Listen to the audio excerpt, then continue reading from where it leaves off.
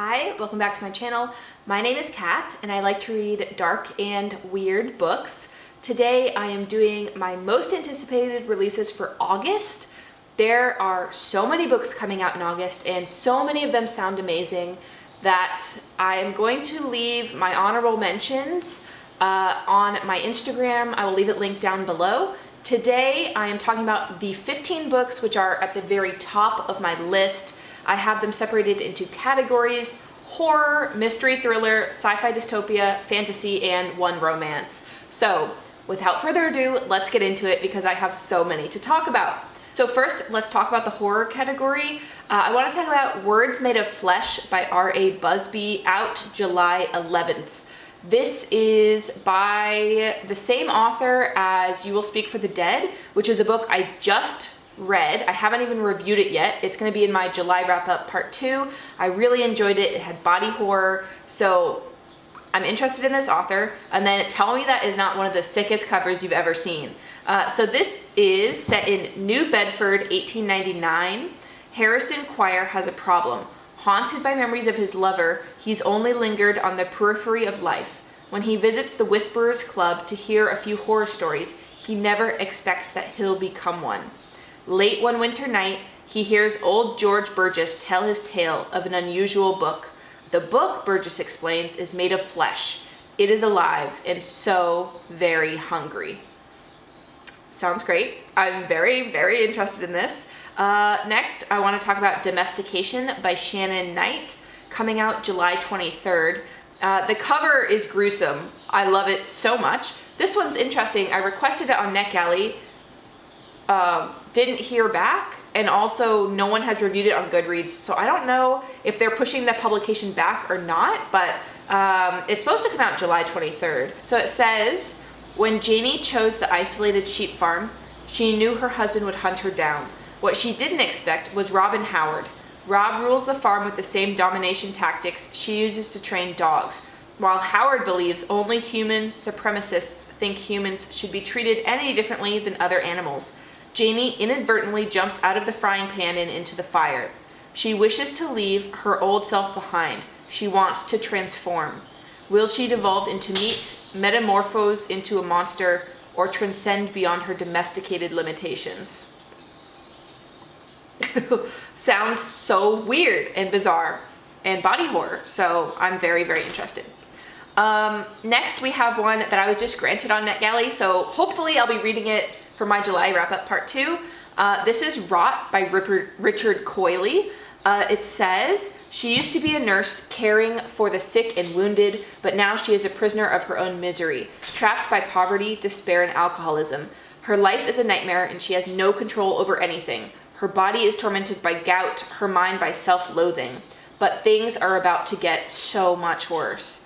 As winter approaches, a mysterious rot begins to spread in her house, infecting everything and everyone it touches. It is a deadly force that consumes both flesh and soul, leaving behind only decay and madness. Will she be able to escape the rot, or will she succumb to its horrors? Yeah. So I have this right now. It's coming out July 28th, but I am planning to read it next after I finish one of the 2 books that I'm currently reading. Next, we have Crushing Snails by Emma E. Murray. This is coming out August 6th. So it says, Winnie Campbell is 16 and a burgeoning serial killer. Her father blames her for her mother's death, dotes on her little sister, and executes increasingly cruel punishments meant to humiliate Winnie.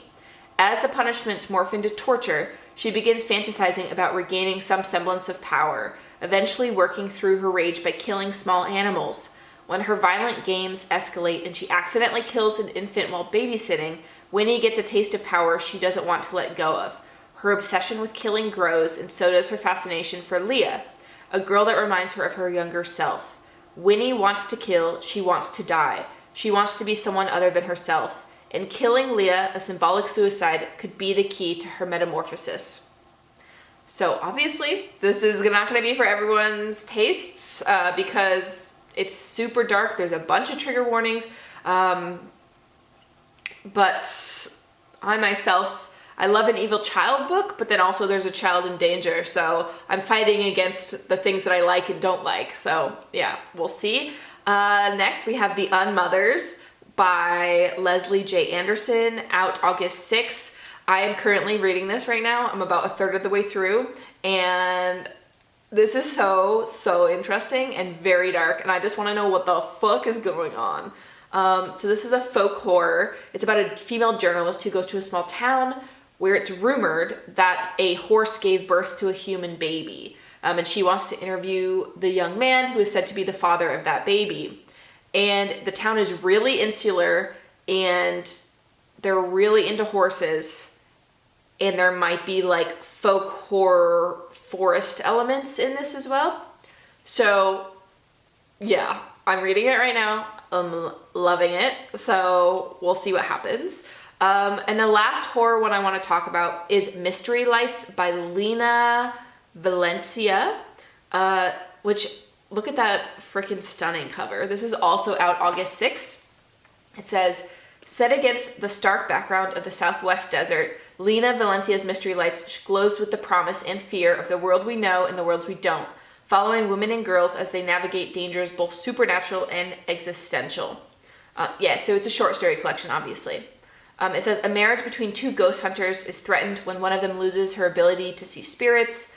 The lives of a famous painter in the twilight of her career and a teenage UFO enthusiast converge.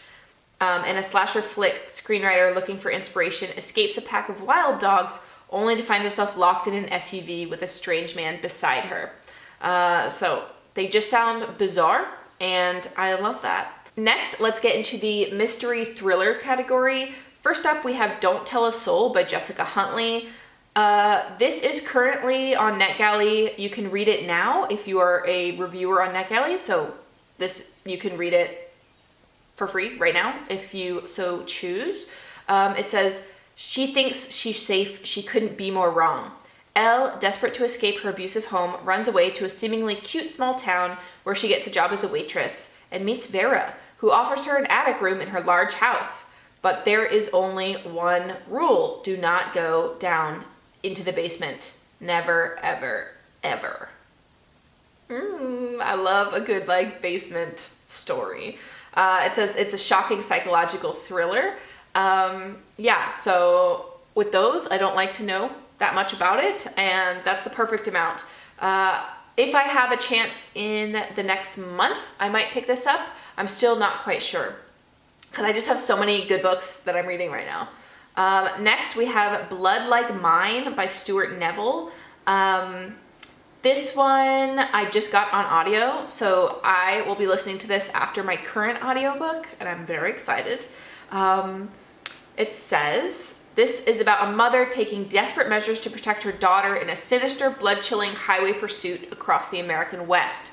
On a snowy December night, single mother Rebecca drives her van into a snowbank to avoid hitting an elk. She is at the end of her rope, out of money and food. Still, she refuses help from the man in the pickup because her adolescent daughter, Moonflower, is on the run from a grisly secret, and the last thing they can afford is to be remembered by anyone they meet. Meanwhile, Special Agent of the FBI has spent the better part of 2 years hunting down a gruesome serial killer who drains victims of blood before severing their spinal cords, leaving a trail of bodies throughout the American West. Is it the daughter? Is it the daughter? I am intrigued, and I haven't read a good thriller in quite a while. I've read some really great books, but they haven't been thrillers. So I'm really hoping that the audiobook of this will be really good.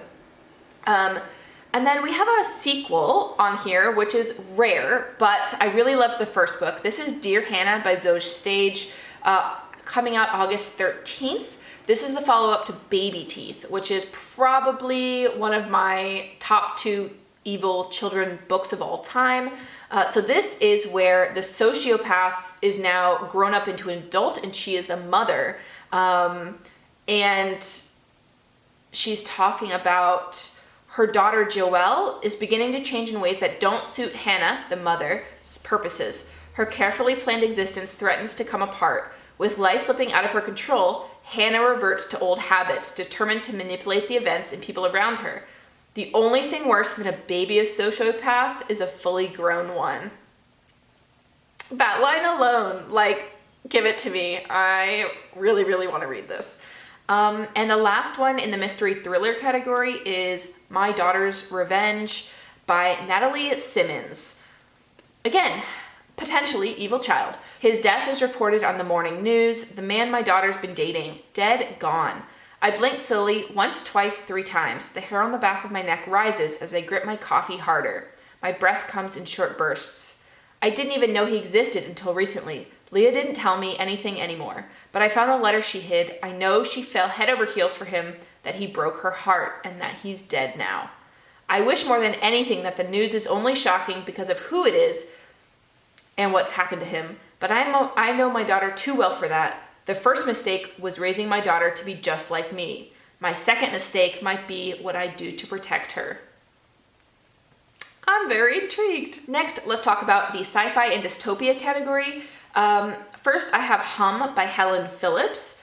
This is about a city addled by climate change and populated by intelligent robots called Hums. May loses her job to AI, and in a desperate bid to resolve her family's debt and secure their future for another few months, she becomes a guinea pig in an experiment that alters her face so it cannot be recognized by surveillance. Seeking some reprieve from her recent hardships and from her family's addiction to their devices, she splurges on passes that allow them 3 nights respite inside the botanical garden, a rare green refuge where forest, streams, and animals still flourish. But her insistence that her son, daughter, and husband leave their devices at home proves far more fraught than she anticipated, and the lush beauty of the botanical garden is not the balm she hoped it would be. When our children come under threat, she is forced to put her trust in a Hum of uncertain motives as she works to restore the life of her family. It's a speculative fiction that unflinchingly explores marriage, motherhood, and selfhood in a world compromised by global warming and dizzying technological advancement. A world of both dystopian and utopian possibilities. And this is beloved by Jeff Vandermeer. So yeah, I think it sounds really interesting. This is one of the books that I feel like I'll either be head over heels with it or it'll be a quick DNF from the sound of the synopsis. And the other one in this category is Napalm in the Heart by Guasch, translated by Mara Faye Letham. This is in a near future devastated by war, an unspecified natural disaster. A young man and his mother cling to survival at the edge of a forest. Society is militarized and dangerous, with men with shaved heads patrolling the land as families are uprooted and nature is all but decimated. The young man spends his days helping his mother, who is traumatized from her experience working in a factory, and exchanging letters with his lover Boris, who lives in a city on the other side of the forest. It's barely a life, but it's a life nonetheless. After a brutal act of desperate violence and the arrival of armed men at their doorstep, the young man leaves his mother and finds Boris, who travels with him through the forest to the city. But as their survival comes with increasingly violent demands, the young man is forced to confront whether, in his effort to stay alive, he's become the very thing he's fought to escape. I have heard that this one is quite slow for the setting, so I'm intrigued, but I'm a little wary of it. I want more reviews to come out and see if anyone that I have similar reading taste to, I want to kind of feel it out through them. All right, let's talk about fantasy. We have 2 in this category. This is From These Dark Abodes by Lindsay Menusos. This one I really want to read, and it's a shorty. It's only 130 pages. This is about a house with no exit. Leth and Petunia are mortal prisoners, servants to immortal creatures who unzip from their skin each night and party as skeletons. I don't think I need more, but I will tell you more. Leth has no memory of how she came to be trapped in this nightmare, only that despite the tenderness she feels for Petunia, she must escape. Together, they traverse the infinite house, searching for passage while finding evidence of their former lives that are not what they believe them to be. She must decide, join the immortals in their revelry or escape the house once and for all. I honestly just love the idea of people unzipping from their skin and dancing as skeletons. I'm here for it. I love the cover. It sounds like everything I need and want. And then we also have Crypt of the Moon Spider by Nathan Ballingrud. Years ago, in a cave beneath the dense forest and streams on the surface of the moon, our gargantuan spider once lived. Its silk granted its first worshippers immense faculties of power and awe. It's now 1923, and Veronica is touching down on the moon for her intake at the Barrowfield Home for Treatment of the Melancholy.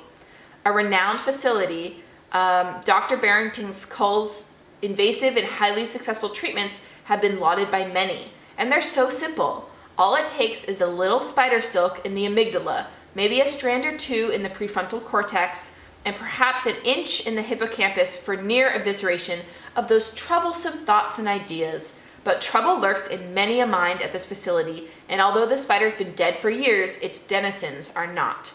Someone or something is up to no good, and Veronica just might be the cause. There are so many elements in here, and I find them fascinating that they're all put together. It's like a writing prompt where someone threw like 3 dice, and it's like asylum, moon, giant spider. Yeah, and it sounds awesome. All right, and I have one last one I want to talk about. This is the only romance on the list. This is Lights Out by Nevessa Allen. And this caught my attention because it's kind of blown up, I think. Like, I've seen it a bunch of places since I put it on the list. The quote is, "I don't need another kink," which is very funny in of itself. It says, "That thought pops into my head whenever I pull up my favorite social media app. But alas, every time I scroll, I learn something new about myself, and another one is born. But more than anything else, my FYP is filled with shirtless men wearing ghost masks. Bonus points if they're heavily tattooed, wielding a knife, or covered in fake blood. At night, I dream about being chased by them, and of them catching me and doing deliciously dark things to my more than willing body. I could never have guessed that by sending one drunken text, those dreams would become my new reality." So it says, it's a fast-paced dark romance with a morally gray male lead. The thing about the ghost mask, it's not my thing, but I'm glad for her journey, and I think it sounds really interesting, and I've seen it around, so my interest is piqued. Yeah, so those are the 15 books that are at the top of my August TBR. Let me know if I missed any that you think I would love. Also, let me know which of these you are keen to check out. And I will see you in another video soon. I think the next one is Sad Boy Books, Magical Realism Edition. So yeah, I will see you in that video soon. Lots of love. Bye.